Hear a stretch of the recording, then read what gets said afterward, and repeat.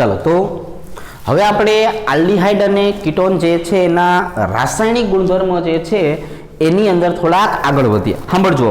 હવે શું કરવાનું છે, આલ્ડીહાઇડ અને કીટોન જે છે એના રાસાયણિક ગુણધર્મોમાં અત્યાર સુધી આપણે શું કરી નાખ્યું, તો કે અત્યાર સુધી આપણે જે છે એ ધીરે ધીરે કરતા કાર્બોનિલ સમૂહની પ્રક્રિયાઓ શીખતા હતા.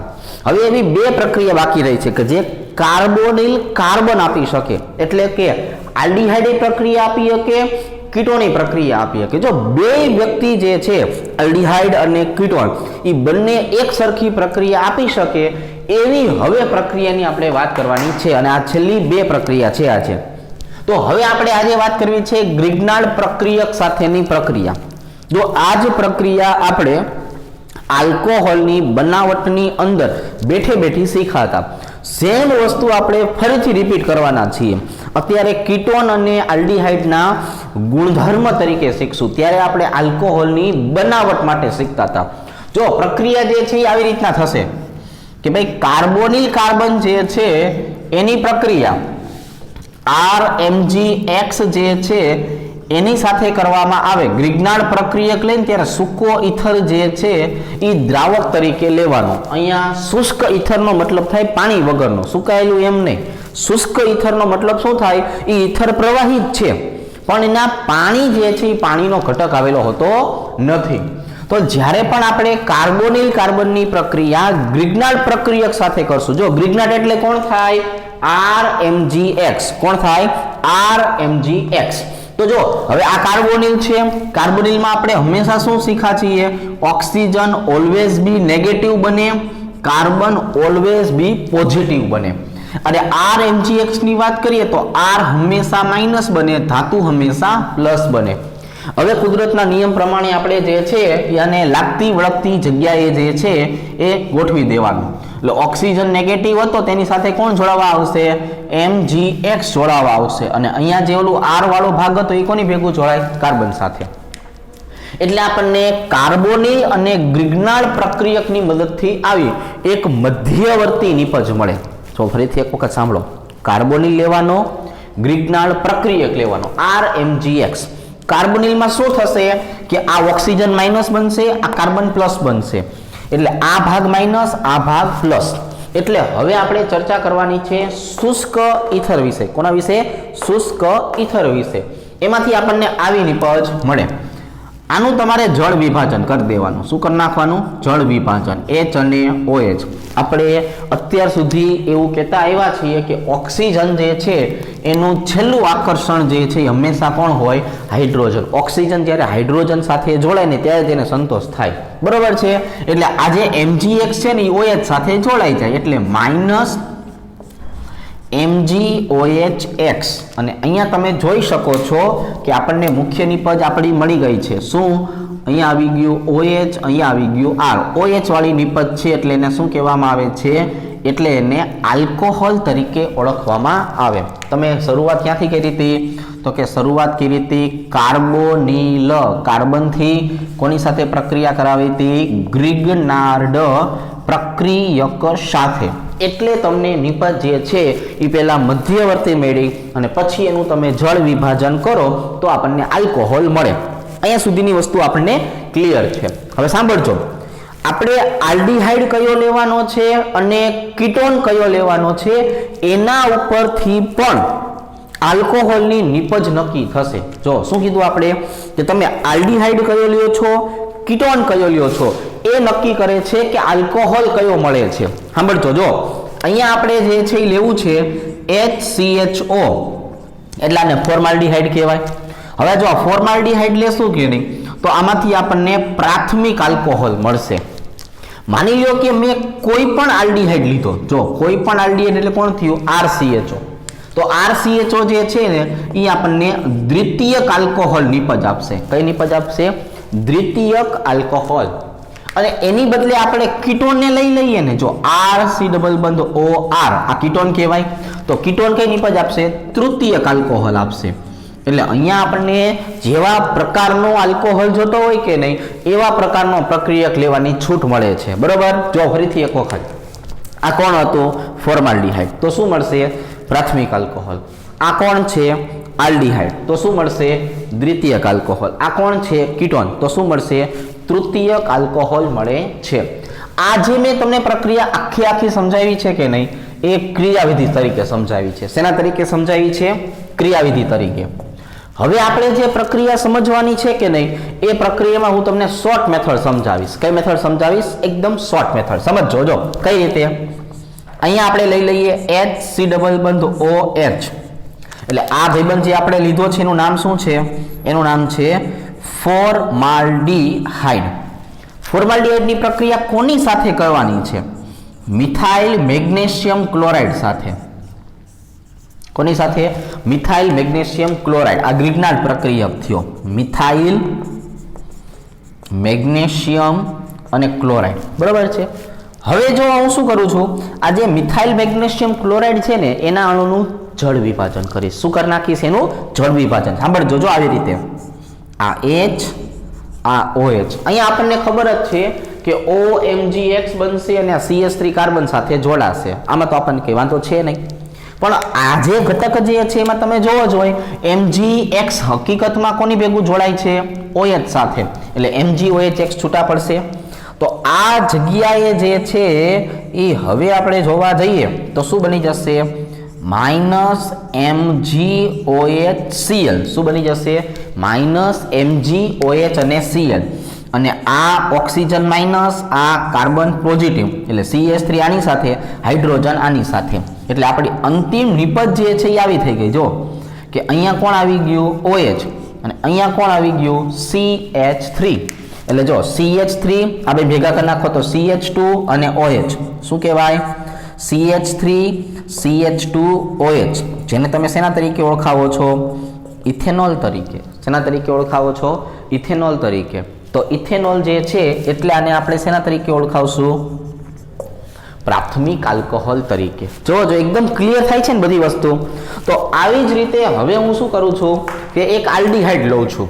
આવી જ રીતે હું શું કરું છું? આલ્ડીહાઇડ લઉં છું. CH3 C ડબલ બંધ OH.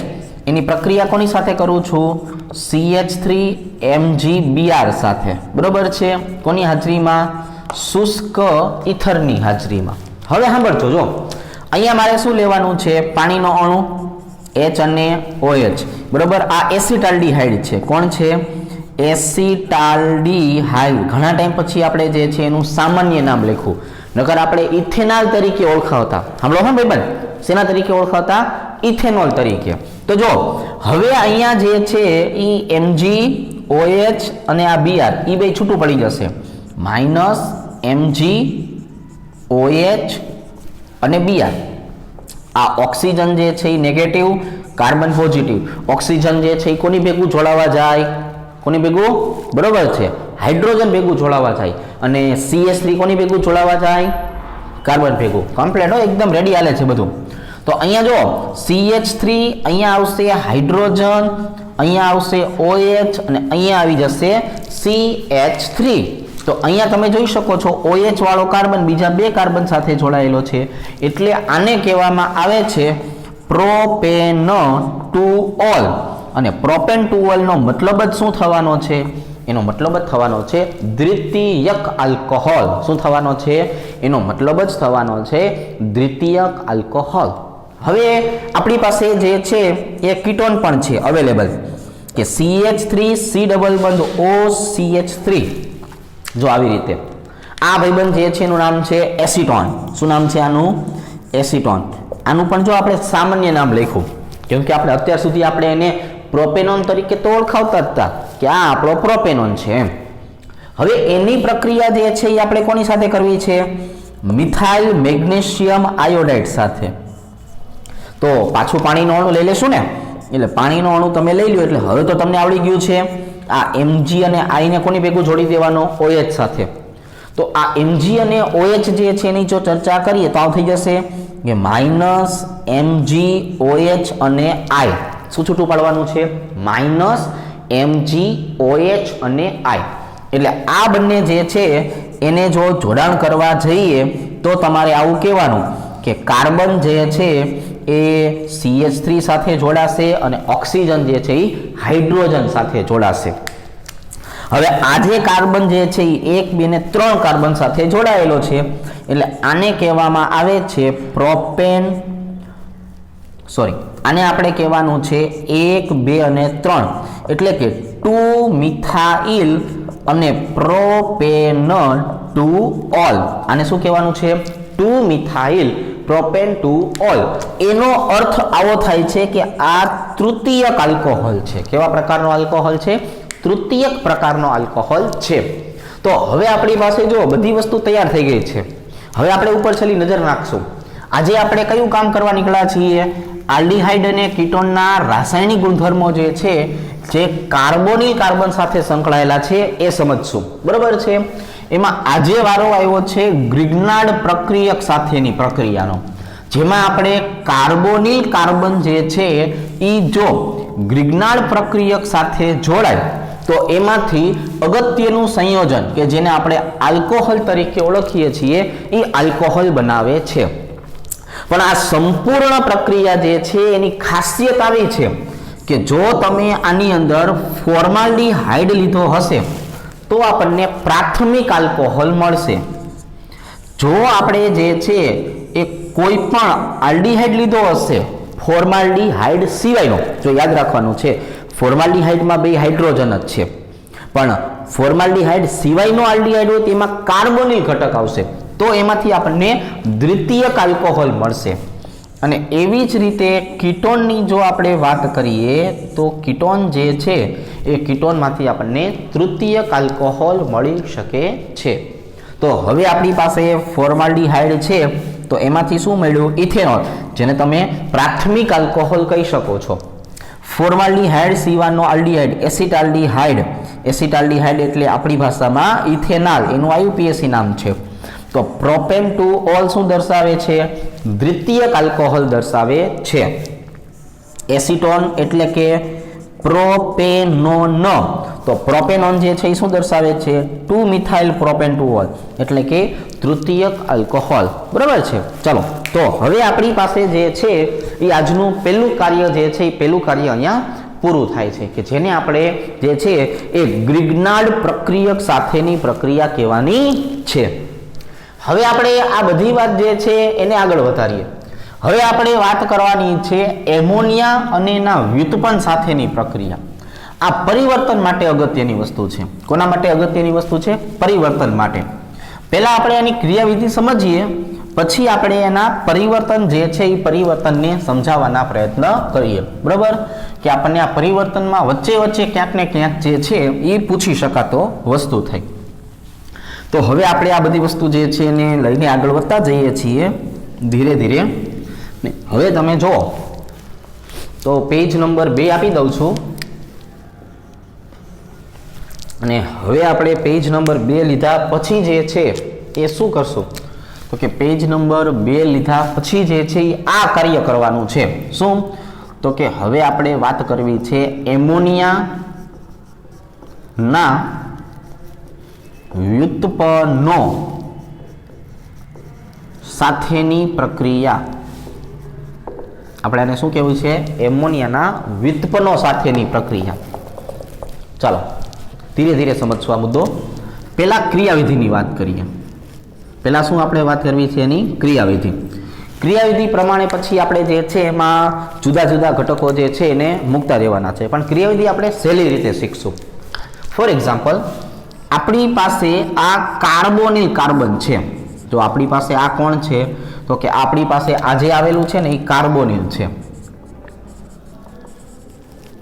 થઈ ગયું કાર્બોનિલ. હવે આની પ્રક્રિયા મારે કરાવડાવી છે એમોનિયાના વ્યુત્પન્ન સાથે. એટલે તમને ખબર છે કે એમોનિયા એટલે શું કહેવાય? તો કે એમોનિયા એટલે NH3 કહેવાય. પણ એના આપણે પહેલેથી સમજી વિચારીને 2 ભાગ પાડી દઈએ, NH2 અને H. હવે જો આ H ની બદલે આપણે બીજો કોઈ ઘટક લઈએ ને તો એને વ્યુત્પન્ન કહેવાય. એટલે આપણે આ H ની બદલે કયો શબ્દ વાપરશું? Z. Z બરાબર H, H બરાબર Z. અને Z નો મતલબ શું હશે? અહીંયા કોઈ પણ બીજી વસ્તુ હોઈ શકે છે. અહીંયા બીજી કોઈ વસ્તુ હોઈ શકે છે. પ્રક્રિયા એટલી બધી સહેલી છે કે અહીંયાથી ડબલ બંધ O અને અહીંયાથી H2, કેમ કે આપણે જેટલા પણ વ્યુત્પન્ન સમજશું ને એમાં NH2 તો હશે જ, ફરીથી એક વખત તમે જેટલા પણ વ્યુત્પન્ન સમજશો ને, એમોનિયાના વ્યુત્પન્ન સમજવા છે, એમાં NH2 તો હશે જ. એ જે ઓલો હાઇડ્રોજન હતો ને, હાઇડ્રોજન બાજુમાં, એ હાઇડ્રોજનની બદલે તમે બીજું કોઈ પણ વસ્તુ લઈ શકો છો. ખ્યાલ આવે છે ને શું કહું છું? હાઇડ્રોજનની બદલે બીજું કોઈ હોઈ શકે છે. એમોનિયા એટલે કોણ? એક નાઇટ્રોજન, 3 હાઇડ્રોજન, 2 હાઇડ્રોજન નાઇટ્રોજનની સાથે 1 હાઇડ્રોજન નોખો પાડી દેવાનો. બરાબર? ચાલો, તો હવે આમાંથી શું થયું? તો કે હવે આમાંથી પાણીનો અણુ છૂટો પડી ગયો. વધુ ઘટ્યું લખો, C ડબલ બંધ, અહીંયા કોણ આવી જાય? N, અને અહીંયા કોણ આવી જાય? Z. જ્યાં Z એટલે H, H એટલે Z છે. તો અહીંયા જે બંધારણ બન્યું કે નહીં, હાલો અહીંયા હાઇડ્રોજન રાખી લો એમોનિયા તરીકે, ઉપર Z લખી નાખું. તો આ ઇન અને એમાઇન ભેગું છે એટલે આને આપણે ઇમાઇન તરીકે ઓળખાવી દઈએ. શું ઓળખાવી દઈએ? ઇમાઇન સંયોજન જે છે એના તરીકે આપણે એને દર્શાવી દઈએ, જ્યાં ઇને છે એમાઇને છે. તો હવે આ પ્રક્રિયાઓ જે આપણે શીખવાની છે, એ પ્રક્રિયાની અંદર Z બદલાઈ જશે ને, એટલે આખા પ્રક્રિયકનું નામ બદલાઈ જશે અને નિપજનું નામ બદલાઈ જશે. કોનું નામ બદલાઈ જાય? પ્રક્રિયકનું નામ બદલાય, નિપજનું નામ બદલાય. કોમન શું રહેવાનું છે? Carbonyl, NH2. શું બદલાય? Z બદલાય. કઈ રીતે? ચાલો હવે આની બદલે હું એક જે છે લખી નાખું છું, CH3, C ડબલ બંધ O અને H, એટલે આ આપણો કાર્બોનિલ કાર્બન. હવે NH2 જે સંયોજન છે એની વાત કરી દઈએ કે અહીંયા આપણે જે છે એ શું લખવાનું છે? તો કે અહીંયા લખવું છે NH2 અને અહીંયા લખી નાખવું છે CH3. એટલે આ પ્રાથમિક એમાઇન થઈ ગયો. કેવો થઈ ગયો? પ્રાથમિક એમાઇન, જેનું નામ છે મિથેનેમાઇન. જેનું નામ શું છે? મિથેનેમાઇન. અને આ આપણો કોણ છે? ઇથેનોલ. આ કોણ છે? ઇથેનોલ. તમને ખબર જ છે કે આ ઓક્સિજન, આ હાઇડ્રોજન ભેગું તમે ગમે એમ કરશો ને તો એ જોડાઈ જ જવાનો છે. એટલે H2O તો છૂટો પડી ગયો. શું વધ્યું? તો કે CH3CH ડબલ બોન્ડ N અને અહીંયા આવી ગયું CH3. એટલે આટલો ભાગ તો ઇમાઇન હતો જ તે, પણ એમાં CH3 આવ્યું ને એટલે આને વિસ્થાપિત ઇમાઇન તરીકે ઓળખાવાનું છે, જેને આપણે સ્કીફનો પ્રક્રિયક જે છે એ પ્રક્રિયક તરીકે પણ ઓળખાવશું. જો ઇમાઇન કેવું હોય અથવા ઇન વત્તા એમાઇન એટલે ઇનેમાઇન તમારે કેવું હોય, એ બધી વસ્તુ આપણે જે છે એ સરખી ગણાવશું. બરાબર? ઇન વત્તા એમાઇન એટલે ઇનેમાઇન કયો, ઇમાઇન કયો, આ કોઈ પણ વસ્તુ આપણે અહીંયા દર્શાવી શકશું. હવે એક જગ્યાએ આપણે શું લીધું? તો કે CH3 લીધું. તો શું મળ્યું આપણને? તો કે CH3 તમે લ્યો તો વિસ્થાપિત ઇમાઇન બેચ મળે છે.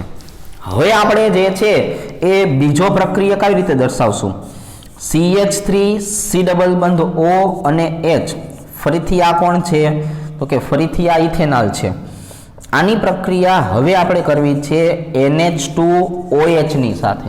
જો કોની સાથે કરવી છે? NH2OH ની સાથે. એટલે આનું નામ છે હાઇડ્રોક્સાઇલ એમાઇન. આ હાઇડ્રોક્સાઇલ સમૂહ, આ એમાઇન સમૂહ. બરોબર છે? તો તમે બોલો જો શું થશે?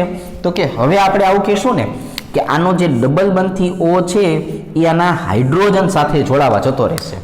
હવે એના હાઇડ્રોજન સાથે જોડે એટલે આપણે શું કરી નાખશું? -H2O. વધુ ઘેટું લખો, CH3CH ડબલ બોન્ડ N અને N ની સાથે કોણ આવેલું છે? OH. અને ઓક્ઝાઇમ તરીકે ઓળખાવાય. શેના તરીકે ઓળખાવાય? ઓક્ઝાઇમ તરીકે ઓળખવામાં આવે છે. આ જે બંધારણ છે એ આપણું ઓક્ઝાઇમ બંધારણ થશે. ઓક્ઝાઇમ તરીકે ઓળખાવી શકાય. હવે સાંભળજો, હવે આપણે પ્રક્રિયક જે છે એ બીજો લઈએ, CH3 C ડબલ બંધ OCH3.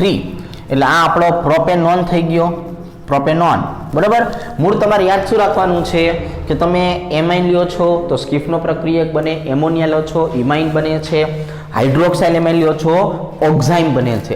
આવી રીતે પ્રશ્ન પૂછી શકે. કઈ રીતે પ્રશ્ન પૂછી શકે? આવી રીતે પ્રશ્ન પૂછી શકે. હવે જો આ આપણી પાસે પ્રોપેનોન તો છે જ. હવે એની પ્રક્રિયા આપણે કરવી છે NH2 સાથે. આ પ્લસ નથી લખતો, એ નડે છે વચમાં. બરોબર? જો NH2 હવે NH2 નું નામ શું છે? તો તમારે ત્યાંથી બોલવાનું. આને હાઇડ્રેઝિન કહેવાય. શું કહેવાય? આને હાઇડ્રેઝિન કહેવાય.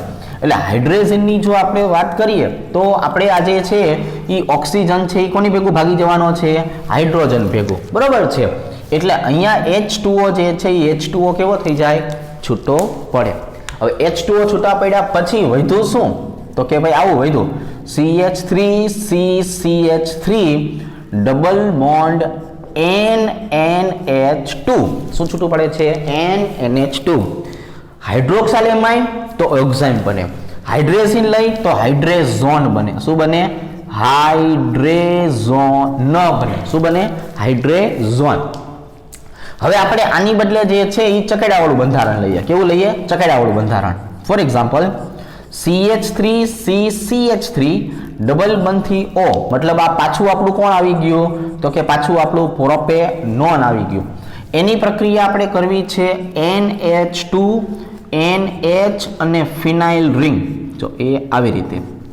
તો અહીંયા હાઇડ્રોજન હતું, અહીંયા ફિનાઇલ રિંગ વધારાની આવી, તો આનું નામ શું થઈ જાય? વધારાની ફિનાઇલ રિંગ સાથે ફિનાઇલ હાઇડ્રોજન. જો જઈ શું કહેવાય આને? વધારાની ફિનાઇલ રિંગ સાથે ફિનાઇલ હાઇડ્રોજન. તો આનો ઓક્સિજન જે છે આના હાઇડ્રોજન સાથે ભાગી જાય એટલે અહીંયા છૂટું શું પડી જાય? -H2O. હવે વધ્યું કેટલું? મને લખાવડાવો. હાલો, શું વધ્યું? CH3CCH3 ડબલ બોન્ડ NH અને ફિનાઇલ રિંગને PHI કહેવાય ને, બરોબર? બે રીતે દર્શાવી શકાય, બેન્ઝીન ચક્ર દોરો કે PH લખો, બધું સરખું જ કહેવાય. તો આ બંધારણને કહેવામાં આવે છે ફિનાઇલ હાઇડ્રેઝોન. આને શું કહેવામાં આવે છે? ફિનાઇલ હાઇડ્રેઝોન તરીકે ઓળખવામાં આવે છે. હવે આપણે એક વધારાનું વિસ્થાપન લઈ લઈએ. ચાલો, CH3C ડબલ બંધ H ડબલ બંધથી O, એટલે પાછો ઇથેનોલ લઈ આવ્યા આપણે, બરોબર છે? મૂળ ઘટકને પાછો બોલાવી લીધો કે તું ભાઈ પાછો આવ, તારી જરૂર પડશે. અહીંયા આવી જશે NH2, અહીંયા આવશે NH, અહીંયા આવશે બેન્ઝીન ચક્ર, અહીંયા આવી જશે NO2 અને અહીંયા આવી જશે NO2. ચલો રેડી. હવે આપણે આ પ્રક્રિયાની વાત કરીએ તો મૂળ તો અહીંથી ઓક્સિજન અને મૂળ તો અહીંથી હાઇડ્રોજન, એટલે હાઇડ્રોજન ગમે એમ કરીને ઓક્સિજન ભેગું ભાગવાનો જ છે. એટલે અહીંયા છૂટું શું પડી જશે? -H2O, બરોબર છે. હવે જે વધ્યું કેટલું લખાવડાવો. હાલો, CH3C અહીંયા આવી જશે H ડબલ બોન્ડ N, અહીંયા આવી જશે NH. અહીંયા જો પાછી ફિનાઇલ રિંગ દોરવી પડશે હો, કેમ કે ઓલા NO2 દેખાડવા હતા ને, એટલે અહીંયા NO2, અહીંયા પણ NO2. આનું નામ તો રહી ગયું. શું કહેશું આને? 2,4 ડાયનાઇટ્રો ફિનાઇલ હાઇડ્રેઝિન. તો હાઇડ્રેઝિનમાંથી હંમેશા શું બને? હાઇડ્રેઝોન. તો અહીં લખી નાખવાનું 2,4 ડાયનાઇટ્રો અને અહીંયા શું લખી નાખશું? ફિનાઇલ હાઇડ્રેઝોન. અને અહીંયા શું લખી નાખવું છે? ફિનાઇલ હાઇડ્રેઝોન જે છે એ હાઇડ્રેઝોન લખી નાખવું છે. લો, આ આપણી પાસે બધું જ બંધારણ તૈયાર થઈ ગયું. હવે આપણે જે છે એ ત્યાર પછીની જો વાત કરીએ તો ત્યાર પછી આપણે આવું સમજાવશું કે ભાઈ અહીંયા જે છે એ લઈ લઈએ CH3, અહીંયા C, અહીંયા આવી જશે CH3 ડબલ બંધથી O. હવે આપણે છે ને યુરિયાવાળું બંધારણ લઈએ. કયું બંધારણ લઈએ? યુરિયાવાળું. પણ આવી રીતે જો NH2, અહીંયા આવી જશે NHC ડબલ બંધ O NH2. જો આ એમિનો ઘટક, આ યુરિયાનો ઘટક, એટલે એમિનો યુરિયા છે. શું છે આ? Amino urea. પણ આને કહેવામાં આવે છે સેમી કાર્બેઝાઇડ. અને કહેવાય શું? સેમી કાર્બેઝાઇડ તરીકે ઓળખાવાય. અને આ તો આપણો હતો જ પ્રોપેનોન, બરોબર છે? ચાલો, જૂનો અને જાણીતા ઉળીવાળા, બરોબર? તો પ્રોપેનોન જે છે એની જો વાત કરીએ તો એ સેમી કાર્બેઝાઇડ સાથે પ્રક્રિયા આપે. તો કઈ રીતે પ્રક્રિયા થાય? તો કે ભાઈ એમિનો યુરિયામાંથી હાઇડ્રોજન અને કાર્બોનિલનો ઓક્સિજન, એટલે પાછું ફરીથી ગમે એમ કરીને પાણીનો અણુ તો છૂટું પડવાનો જ છે. વધુ ઘટ્યું લખાવો. શું વધુ ઘટ્યું? તો કે ભાઈ CH3CCH3 ડબલ બોન્ડ N અને અહીંયા આવી જશે NHC ડબલ બંધ O NH2. એટલે જો લો એમાઇન ઘટક એમિનો યુરિયાવાળો ઘટક જે હતો ને એ પાછો આવી રીતના આવી જશે. તો એનો અર્થ એવો થાય છે કે સેમી કાર્બેઝાઇડ તમે લીધું હતું કે નહીં, એમાંથી જે નિપજ મળે છે ને સેમી કાર્બેઝોન તરીકે ઓળખવામાં આવે છે. શેના તરીકે ઓળખવામાં આવે છે? સેમી કાર્બેઝોન તરીકે ઓળખવામાં આવે છે. તો અત્યારે આપણે જે છે એ શું કર્યું તો કે એમોનિયા અને એના વ્યુત્પન્નો જે છે એના સાથેની પ્રક્રિયા જે છે જોઈ. જો કે એમોનિયા અથવા એના વ્યુત્પન્નો સાથેની પ્રક્રિયા, તો એની ક્રિયાવિધિનો ભાગ જે આપણે શીખ્યા ને એ એકદમ સહેલો હતો કે કોઈ પણ કાર્બોનિલ કાર્બન જે છે એ જ્યારે NH2 વાળા ભાગ સાથે જોડાય એટલે એમાંથી હંમેશા ઇમાઇન સંયોજન બનાવે. પણ અહીંયા જે વધારાનો ઘટક જે હતો જેને આપણે ઝેડ કહેતા હતા, એ ઝેડ આપણને જે છે એ જો અલગ અલગ હોય તો નિપજ કેવી મળી શકે? અલગ અલગ મળી શકે છે. ફોર એક્ઝામ્પલ આપણે સામાન્ય એવો એમાઇન લઈએ તો આપણને વિસ્થાપિત ઇમાઇન અથવા ઇનેમાઇન અને સ્કીફનો પ્રક્રિયક મળે. જો તમે હાઇડ્રોક્સાઇલ એમાઇન લેશો NH2OH એટલે OH જે છે ઝેડ તરીકે વર્તો તો એમાંથી જે નિપજ મળી એને ઓક્ઝાઇમ તરીકે ઓળખાવાય. શેના તરીકે ઓળખાવાય? ઓક્ઝાઇમ તરીકે. અહીંયા એવી જ રીતે હાઇડ્રેઝિન જો લેવામાં આવે તો હાઇડ્રોજન જે છે એ નિપજ કઈ આપવાની છે? હાઇડ્રેઝોન આપશે. શું આપવાનું છે? હાઇડ્રેઝોન નિપજ જે છે એ આપે છે. હવે પછી જો ફિનાઇલ હાઇડ્રેઝિન લઈએ તો ફિનાઇલ હાઇડ્રેઝોન મળે. 2,4-ડાયનાઇટ્રો ફિનાઇલ હાઇડ્રેઝિન લ્યો તો 2,4-ડાયનાઇટ્રો ફિનાઇલ હાઇડ્રેઝોન મળે. મતલબ જે છે એ આવો થયો. તો આવી રીતે આપણે સેમી કાર્બેઝાઇડ જે છે એની જો વાત કરીએ તો એમાંથી સેમી કાર્બેઝોન નિપજ જે છે એ નિપજ મળવાની છે. તો આ આપણું જે છે આજનું બોર્ડ નંબર 2 હતું કે જેની અંદર આપણે જે છે શું કર્યું તો કે એમોનિયા અને એના વ્યુત્પન્નો સાથેની પ્રક્રિયા જે છે એ પ્રક્રિયા શીખવાડેલી છે. શેની પ્રક્રિયા શીખવાડેલી છે? એમોનિયા અને એના વ્યુત્પન્નો જે છે એ વ્યુત્પન્નો સાથેની પ્રક્રિયા. રેડી? તો આ તો વસ્તુ જે છે એ એમોનિયા વાળી થઈ ગઈ. હવે આપણે અલગ મેથડમાં આવશું. હવે આપણે શું કરશું? એક અલગ મેથડ તરફ જઈએ. હવે જે આપણે શીખવું છે કે નહીં એ આપણે શીખવું છે રિડક્શન પ્રક્રિયા. હવે આપણે શું શીખશું? રિડક્શન પ્રક્રિયા જે છે એ શીખવાની છે. તો આલ્ડીહાઇડના અને કીટોનના રાસાયણિક ગુણધર્મો અને આલ્ડીહાઇડ અને કીટોનના જે રાસાયણિક ગુણધર્મો જે છે કે નહીં એની અંદર આપણે વાત કરવાની છે એમના રાસાયણિક ગુણધર્મો રિડક્શન સ્વરૂપે. શેના તરીકે? રિડક્શન તરીકે. જો કઈ રીતે?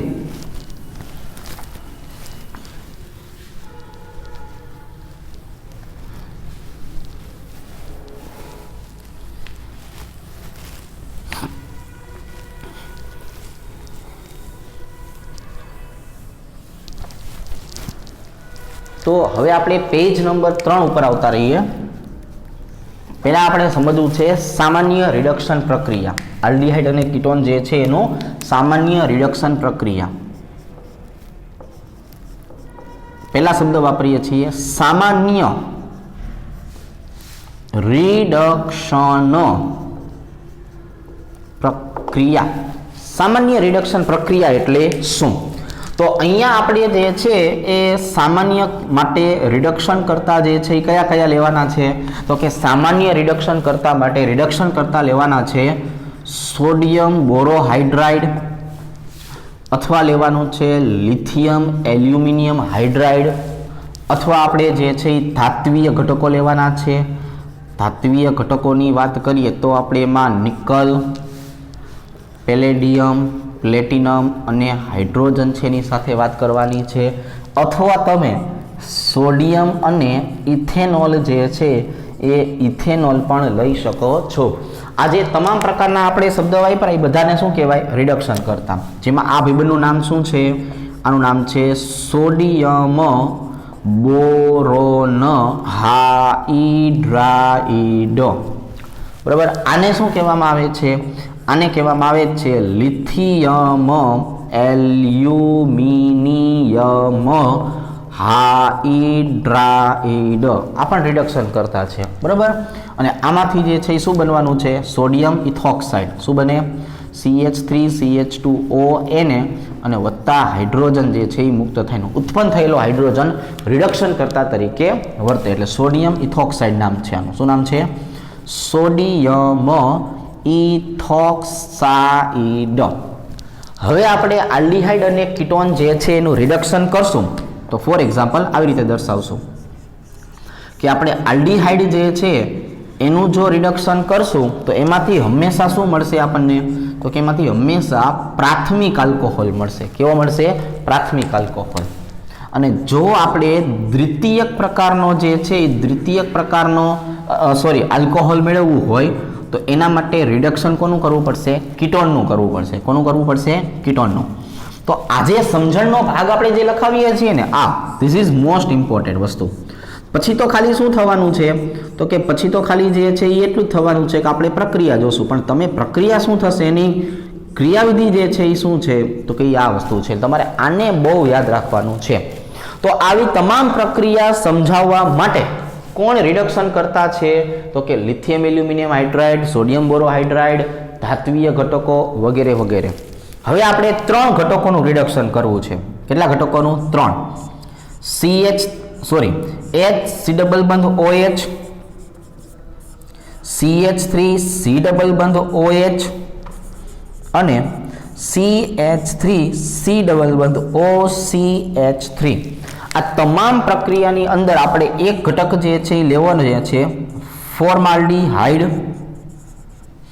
એક ઘટક લેવો છે ઇથેનોલ અને એક ઘટક લેવો છે પ્રોપેનોન. રેડી? આ બધા જ ઘટકો જે છે એની પ્રક્રિયા જે છે તો કોની હાજરીમાં કરવાની છે? તો કે આ બધા જ ઘટકો છે એની પ્રક્રિયા કરવાની છે અહીંયા રહેલા રિડક્શન કર્તાની હાજરીમાં. અને રિડક્શન કર્તાની હાજરીમાં જે પ્રક્રિયા કરશું એટલે મૂળ તો હાઇડ્રોજન જ વાપરશું ને. તો આ હાઇડ્રોજન શું કરશે ખબર છે? આ બંધને તોડશે. એક હાઇડ્રોજન જે છે એ કાર્બન સાથે જોડાશે અને બીજો હાઇડ્રોજન જે છે એ ઓક્સિજન સાથે જોડાશે. જો 2 ઘટકો છે, 2ને તમારે વારાફરતી જોડવાના છે. એટલે અહીંયા શું થયું? હાઇડ્રોજન, કાર્બન, બહારથી આવેલો હાઇડ્રોજન ઓક્સિજનની સાથે જોડાયેલો હાઇડ્રોજન. આવી રીતે ફોર્માલ્ડિહાઇડ લો તો આવી નિપજ મળે. આને હું ગોઠવીને લખું. કઈ રીતે લખું? ગોઠવીને કે કાર્બન સાથે શું છે? CH3OH. આ ભાઈબંધને આપણે શેના તરીકે ઓળખવાનું છે? મિથેનોલ તરીકે. બરોબર? શેના તરીકે? મિથેનોલ તરીકે. ચાલો અહીંયા આપણે જે છે એ ફરતી શું લઈ લઈએ? ઉપર પ્રમાણેના રિડક્શન કરતા કેટલા હાઇડ્રોજન લેવાના? 2 હાઇડ્રોજન લેવાના. શું થશે? તો કે એ આ બંધને તોડશે. એક હાઇડ્રોજન આની સાથે જોડાશે, બીજો હાઇડ્રોજન છે એ ઓક્સિજન સાથે જોડાશે. એટલે હવે આપણને ખબર પડી કે અહીંયા આવશે CH3, આ કાર્બનની સાથે આવશે હાઇડ્રોજન, અહીંયા આવશે હાઇડ્રોજન, અહીંયા આવી જશે OH. આને જો આપણે ગોઠવીને લખવા જઈએ તો આવું થઈ જશે CH3CH2OH, જેને આપણે ઇથેનોલ તરીકે ઓળખાવશું. શેના તરીકે? ઇથેનોલ. જે ઇથેનોલ છે એ કેવો પ્રકારનો છે? એ પ્રાથમિક પ્રકારનો આલ્કોહોલ છે. કેવો છે? પ્રાથમિક પ્રકારનો આલ્કોહોલ છે. બરોબર? ચાલો હવે આ કીટોનની આપણે રિડક્શન પ્રક્રિયા જે છે એ આપણે કરવા જઈએ તો અહીંયા પણ આપણને આવા હાઇડ્રોજન મળવાના છે. તો હાઇડ્રોજન શું કરશે? આ બંધને તોડશે. એક હાઇડ્રોજન જે છે એ કાર્બન સાથે જોડાશે અને બીજો જે છે એ ઓક્સિજન સાથે જોડાશે. બરાબર? તો હવે જો વધુ ઘટું શું થયું? તો કે ભાઈ CH3 CH3 અને અહીંયા આવી ગયું OH. હવે આને જો તમારે ગોઠવીને લખવાની જરૂર નથી, પહેલેથી જ ગોઠવાયેલો છે 1 2 અને 3. એટલે આને કહેવામાં આવે છે પ્રોપેન ટુ ઓલ. જો આને શું કહેવામાં આવે છે? Propane to all. અને પ્રોપેન ટુ ઓલ જે છે એટલે એને કહેવામાં આવે છે દ્વિતીયક પ્રકારનો આલ્કોહોલ. શું કહેશું આપણે આને? દ્વિતીયક પ્રકારનો આલ્કોહોલ તરીકે ઓળખવાનું થશે. તો હવે આપણી પાસે જો સામાન્ય રિડક્શન પ્રક્રિયા જે છે આવેલી છે. તો સામાન્ય રિડક્શન પ્રક્રિયાની વાત કરીએ તો રિડક્શન કરતા કોણ કોણ હોઈ શકે? સોડિયમ બોરોહાઇડ્રાઇડ હોઈ શકે, લિથિયમ એલ્યુમિનો હાઇડ્રાઇડ હોઈ શકે, ખ્યાલ આવ્યો ને, અથવા ધાત્વીય ઘટકો હોઈ શકે, જો આવા પ્રકારના, બરાબર છે, ધાત્વીય ઘટકો. અને એની અંદર તમને મેં યાદ રાખવાનું શું કીધું છે કે સામાન્ય આલ્ડીહાઇડ જે છે એની હાજરીમાં પ્રક્રિયા કરાવો તો પ્રાથમિક આલ્કોહોલ મળે, અને જો કીટોન સાથે આમની પ્રક્રિયા કરાવવામાં આવે તો એમાંથી આપણને દ્વિતીયક આલ્કોહોલ મળે છે. પછી આપણે 3 ઉદાહરણ લઈને સમજ્યા કે જો ફોર્માલ્ડીહાઇડ લેવામાં આવે તો એમાંથી મિથેનોલ મળે, સામાન્ય આલ્ડીહાઇડ લેવામાં આવે તો ઇથેનોલ મળે, કીટોન લેવામાં આવે તો પ્રોપેન્ટોલ દ્વિતીયક આલ્કોહોલ મળે છે. એટલે આ હતી સામાન્ય રિડક્શન પ્રક્રિયા. હવે આપણે જે છે એ શીખવી છે વિશિષ્ટ રિડક્શન પ્રક્રિયા, બરાબર છે. એટલે હવે આપણે વાત કરશું વિશિષ્ટ રિડક્શન પ્રક્રિયા. વિશિષ્ટ રિડક્શન પ્રક્રિયા એકદમ સહેલી, બરાબર છે. ચાલો જોઈએ કઈ રીતના સહેલી છે. 2 મિનિટની અંદર આપણે વિશિષ્ટ રિડક્શન પ્રક્રિયા જે છે એ શીખવાની થશે. એકદમ સિમ્પલ છે. બે સમીકરણ લખી એટલે કામ થાય પૂરું. ચલો તો હવે આપણે વાત કરીએ છીએ વિશિષ્ટ. જો વિશિષ્ટ શબ્દ બોલીએ છીએ મતલબ કે આ પ્રશ્ન પૂછી શકાય એવો ક્યાંક ને ક્યાંક જે છે એનો ઉપયોગ થતો હોય તો તમારે યાદ રાખવાનું હો કે વિશિષ્ટ રિડક્શનની અંદર નિપજ જે છે એ શું મળી શકતી હોય છે, આલ્કોહોલ તો ન જ મળતી હોય ને. એટલે પેજ નંબર 4 ની અંદર આપણે આવા અખતરા કરવાના છે, જેને શું નામ આપી દેવાનું છે, જેને નામ આપી દેવાનું છે વિશિષ્ટ રિડક્શન પ્રક્રિયા. હવે આને વિશિષ્ટ રિડક્શન પ્રક્રિયા એટલા માટે કહેવામાં આવે છે કે અહીંયા જે આપણો કાર્બોનિલ કાર્બન છે એની પ્રક્રિયા જો આવા પ્રકારના રિડક્શન કર્તાની હાજરીમાં કરવામાં આવે તો એના કારણે 4 હાઇડ્રોજન પ્રક્રિયામાં વપરાશે. કેટલા પ્રક્રિયક વપરાશે? 4 હાઇડ્રોજન, જેમાંથી 2 હાઇડ્રોજન તો ઓક્સિજન સાથે જોડાઈ જશે અને H2O બનાવી નાખશે, અને બાકીના 2 જે છે એ કાર્બોનિલ કાર્બન સાથે જોડાશે અને એમાંથી બનાવી નાખશે CH2. આ એટલા માટે વિશિષ્ટ રિડક્શન પ્રક્રિયા છે કે આની અંદર કાર્બોનિલ સમૂહ જે છે એ કાર્બોનિલ સમૂહનું રૂપાંતરણ મિથિલિન સમૂહ જે છે એ સમૂહમાં કરવામાં આવે છે. આ કાર્બોનિલ સમૂહ જે છે એનું રૂપાંતરણ શેમાં કરવામાં આવે છે? મિથિલિન જે છે એ મિથિલિન સમૂહમાં કરવામાં આવે છે. રેડી? ખ્યાલ આવી જશે. તો હવે આવા જે છે રિડક્શન કરતા 2 પ્રકારના છે. કેટલા પ્રકારના? 2. એક જે છે એને કહેવામાં આવે છે વુલ્ફ-કિર્શનર પ્રક્રિયક, અને બીજો જે છે એને કહેવામાં આવે છે ક્લેમેન્સન પ્રક્રિયક. હવે જે વુલ્ફ-કિર્શનર અને ક્લેમેન્સનની જો વાત કરીએ તો એની અંદર ક્લેમેન્સન છે એનો મતલબ થાય ઝિંક મર્ક્યુરી સનરસ જે છે એ સનરસની પ્રક્રિયા સાંદ્ર HCl સાથે કરવામાં આવે. એટલે આપણને ખબર છે કે આની પ્રક્રિયાથી ZnCl2 અને હાઇડ્રોજન ઉત્પન્ન થતા હોય છે. જ્યારે વુલ્ફ-કિર્શનરની વાત કરીએ તો એની અંદર હાઇડ્રેજિન લેવામાં આવે અને ઉદ્દીપક તરીકે ઇથિલિન ગ્લાયકોલ તથા KOH નો ઉપયોગ કરવામાં આવતો હોય છે. એટલે એક પ્રક્રિયક જે છે આપણે દર્શાવી દઈએ કે CH3 C ડબલ બંધ OH, આની પ્રક્રિયા જે છે એ આપણે હાઇડ્રોજન સાથે કરાવીએ એટલે કે NH2 અહીંયા કોણ આવી જશે? ઇથિલિન ગ્લાયકોલ અને KOH. જો શું થશે પ્રક્રિયામાં? તો કે આ જે હાઇડ્રોજન જે છે એ આ ઓક્સિજન સાથે જોડાશે એટલે આપણને ખબર પડી ગઈ શું બન્યું? H2O. આ જે 2 હાઇડ્રોજન જે છે એ કોની ભેગું જોડાઈ જશે? કાર્બન સાથે. એટલે અહીંયા શું બની જશે? CH3CH. અને આ જે 2 હાઇડ્રોજન અહીંયા આવી ગયા ને CH2. હવે આને હું ભેગા કરી નાખું એટલે ઓર કરીને શું બની જાય? CH3CH3. તો હવે આ જે નાઇટ્રોજન છે એ નાઇટ્રોજન સાથે જોડાય એટલે N2 વાયુ છૂટો પડે. શું છૂટું પડે? N2 વાયુ. તો આ વિશિષ્ટ રિડક્શન શું કામ કીધું હતું? કેમ કે આમાં કાર્બોનિલ જે છે એનું રૂપાંતરણ હાઇડ્રોકાર્બનમાં થાય છે. શેમાં થાય? હાઇડ્રોકાર્બનમાં. કેમ કે આ જે નિપજ બની ને એ નિપજને તમે જુઓ ઇથેન તરીકે ઓળખાવી શકો. શેના તરીકે ઓળખાવી શકો? ઇથેન તરીકે ઓળખાવી શકો છો. તો અહીંયા જે મેં પ્રક્રિયક લીધો તો એ કોણ હતો? ઇથેનાલ. એની પ્રક્રિયા હાઇડ્રોજન ઇથિલિન ગ્લાયકોલ કેવોચ સાથે કરી, એટલે કે વુલ્ફ કિસ્નર પ્રક્રિયક સાથે કરી. હવે આની બદલે ક્લેમેન્સન વાપરવો હોય તો વપરાય, કઈ વાંધો નહીં. આની બદલે મારે ક્લેમેન્સન વાપરવો હોય તો કઈ વાંધો નહીં, વપરાય. એમાં કોઈ પેટમાં દુખે નહીં. બરાબર છે. નિપજ હંમેશા સરખી જ મળવાની છે. એટલે તમે જોઈ શકો છો આલ્કેન નિપજ મળે છે. ઇથેનાલ આલ્ડીહાઇડમાંથી આલ્કેન બનાવવાની પ્રક્રિયા છે. હવે બીજો આપણે પ્રક્રિયક લઈ લઈએ CH3 C ડબલ બંધ OCH3. આ પ્રોપેનોન છે. જો આ કોણ છે? પ્રોપેનોન. આ પ્રોપેનોનની પ્રક્રિયા આપણે કોની સાથે કરવી છે? તો કે આની પ્રક્રિયા કરવી છે સાંદ્ર HCl અને ઝીંક મર્ક્યુરી સંરસ સાથે. એટલે આપણે કીધું ને કે ZnCl2 અને હાઇડ્રોજન મુક્ત થતા જાય. કેટલા હાઇડ્રોજન મુક્ત થાય? 4. કેટલા મુક્ત થાય? 4. 1 અને 1, 1 અને 1. હવે આમાંથી આ બંને જે હાઇડ્રોજન છે એ આ ઓક્સિજન સાથે જોડાઈ જાય. એટલે અહીંયા શું બનાવી નાખે? H2O.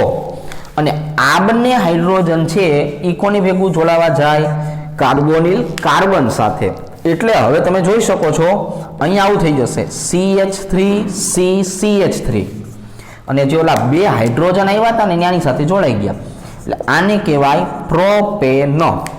તો હવે આપણે જે છે એ આ વિશિષ્ટ રિડક્શનની આજે જો વાત કરીએ તો વિશિષ્ટ રિડક્શન જે છે એમાં આવું થઈ ગયું કે કાર્બોનિલ કાર્બન જે છે એનું હાઇડ્રોકાર્બનમાં રૂપાંતર કરતી પ્રક્રિયા છે.